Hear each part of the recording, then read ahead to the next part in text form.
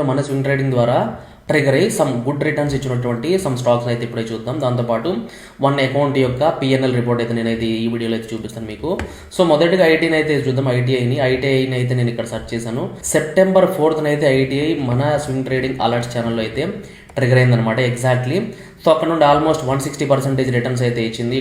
అదేవిధంగా మన అలర్ట్ ఛానల్లో డేట్ అండ్ టైం కూడా మీరు ఇక్కడైతే చూడొచ్చు. సో నెక్స్ట్ స్టాక్ వచ్చేసి మనకి October 12 అయితే మనకి కూబిడ్ అయితే వచ్చింది. ఇక్కడ గమనించవచ్చు మీరు టైం అండ్ డేట్ ని. October 12 నుండి 105% రిటర్న్స్ అయితే జనరేట్ స్టాక్ వచ్చేసి బిఎస్సి.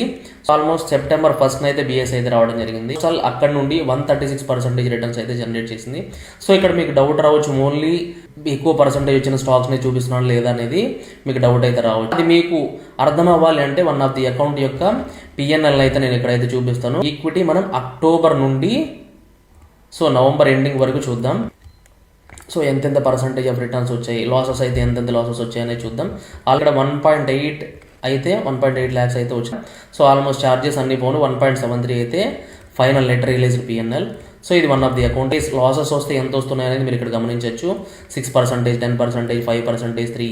సో లాసెస్ యొక్క దాంతోపాటు మనకి నిజంగా అంత 50%, 60%, 70% రిటర్న్స్ వస్తున్నాయా లేదనేది కూడా మీరు ఇక్కడ గమనించవచ్చు. మీరు ఆల్మోస్ట్ 49, 45, 11, 13